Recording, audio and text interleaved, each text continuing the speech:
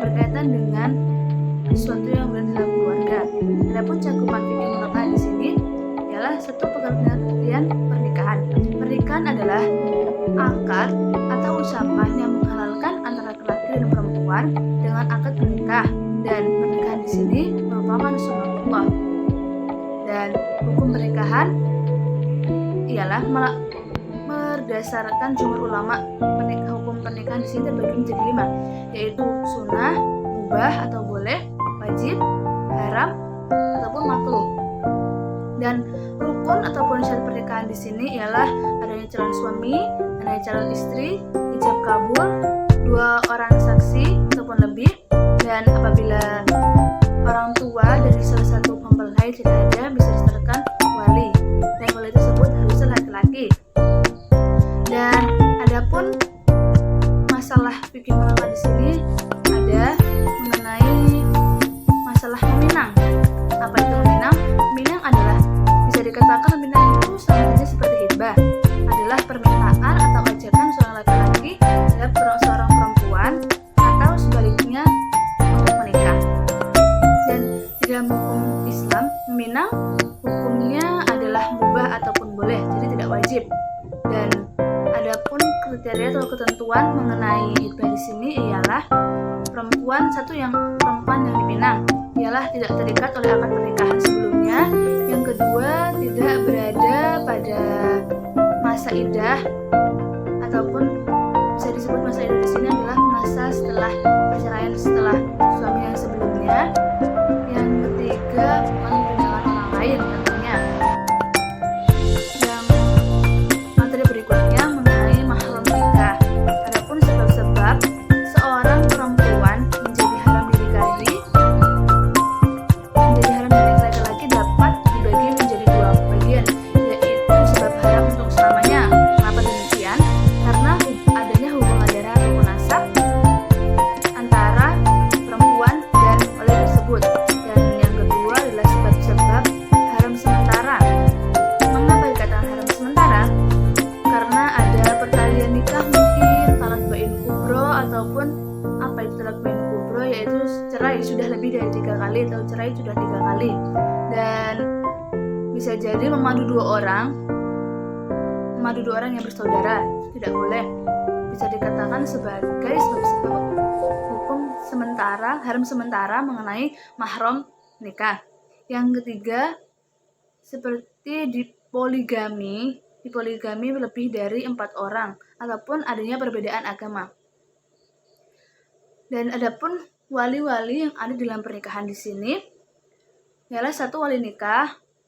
Persyaratannya dia harus merdeka, baligh, Islam, dan lain sebagainya. Dan macam-macam ataupun tingkatan dalam wali nikah di sini ialah wali nasab, atau yang diberi ataupun yang akan menjadi wali pada waktu tertentu, wali mujbir, atau wali yang dia menjadi wali tanpa izin atau minta izin pada salah satu atau kedua belah mempelai. Yang ketiga, wali hakim atau yang disebut dengan wali pengganti.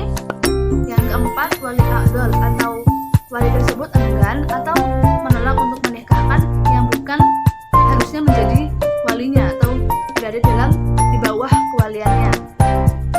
Adapun ijab kabul di sini merupakan upacara atau salah satu ucapan yang dianggap sakral. Mengapa? Karena dapat menghalalkan sebuah hubungan antara laki-laki dan perempuan ataupun calon kedua mempelai sebagai sepasang suami istri, yaitu sebagai suami istri yang sah tentunya.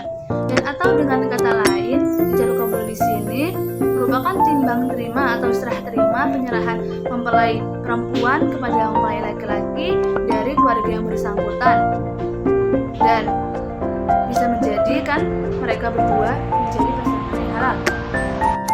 Adapun mahar di sini, pengertian mahar ialah bisa disebut sebagai salah satu mas kawin, dan mas kawin di sini ataupun mahar di sini hukumnya ialah wajib bagi laki-laki yang menikah dengan seorang perempuan, dan asalkan mahar tersebut tidak memberatkan untuk mempelai laki-laki.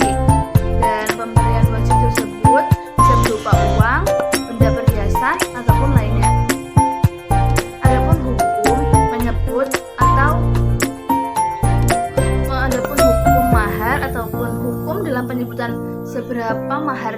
tersebut ialah sunnah pada saat akad itu berlangsung. Dan apabila untuk mahar dan pembagian mahar di sini ada mahar misil. Apa itu mahar misil? Mahar misil adalah mahar besarnya itu diukur dengan besarnya mahar yang diterima oleh saudara perempuan. Mungkin itu. Dan di dalam pernikahan biasanya bisa dikatakan seperti walimah atau walimatul urs. Adapun pengertian walimah di sini ialah walimah itu makna asalnya dalam bahasa Arab adalah makanan atau suatu hidangan yang tersaji pada saat acara pernikahan itu berlangsung. Dan adapun beberapa macam walimah dalam Islam, yaitu ada walimatul urs atau nikah, habis itu ada walimah khitan, walimah akikoh, walimah safar atau pulang dari atau pergi dari tempat yang jauh. Dan adapun hukum walimah di sini ada beberapa pendapat mengenai mengadakannya pesta ataupun walimah ini. Dan hukumnya adalah sunnah muakkad atau sangat susah ataupun sunnah yang dikuatkan. Adapun hukum menghampiri walimah atau menghampiri sebuah pesta pernikahan di sini ialah wajib bagi orang yang diundang, tapi sunnah bagi orang yang tidak diundang. Dan adapun dalam fikih munakahat di sini ada macam-macam pernikahan yang terlarang. Contohnya yaitu nikah mut'ah. Nikah mut'ah di sini biasanya adalah pernikahan antara laki-laki ataupun perempuan dengan menyebutkan batas waktu tertentu mengenai pernikahan mereka berdua. Contohnya, saya menikahi kamu hanya 1 minggu, saya menikahi kamu hanya 1 bulan, saya menikahi kamu hanya 1 tahun. Pernikahan seperti itu tidak boleh karena akan merugikan di antara keduanya. Adapun yang kedua adalah nikah syighor. Apa itu nikah syighor? Nikah syighor adalah pernikahan antara 2 jodoh atau yang terdiri 4 orang dengan menjadikan kedua perempuan itu sebagai mahar masing-masing. Atau secara dalam bahasa kasar, nikah syighor ini bisa dikatakan 2 orang laki-laki yang menukar anaknya ataupun adiknya untuk dinikahi tanpa adanya mahar.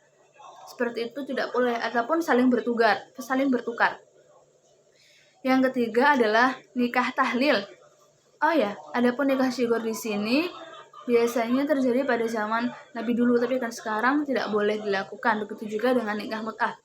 Adapun nikah tahlil di sini nikah yang diperbolehkan atau membolehkan atau pembolehan, yaitu pernikahan yang dilakukan seseorang dengan tujuan untuk menghalalkan perempuan yang dinikahinya atau yang disukainya tersebut dinikahi lagi oleh bekas suaminya ataupun bekas istrinya yang sudah mentalak 3. Yang seperti itu tidak boleh pernikahan yang seperti itu. Dan adapun salah satu yang terjadi dalam fikih munakahat di sini adalah biasanya ada yang sebuah istilah mengenai perceraian. Perceraian di sini bisa diawali dengan talak ataupun secara langsung. Arti talak di sini ialah merupakan pelepasan ikatan pernikahan antara perempuan dan laki-laki yang sebelumnya sudah menikah. Mungkin ini saja yang dapat saya sampaikan mengenai materi fikih munakahat. Apabila ada kurang, saya mohon maaf. Wassalamualaikum warahmatullahi wabarakatuh.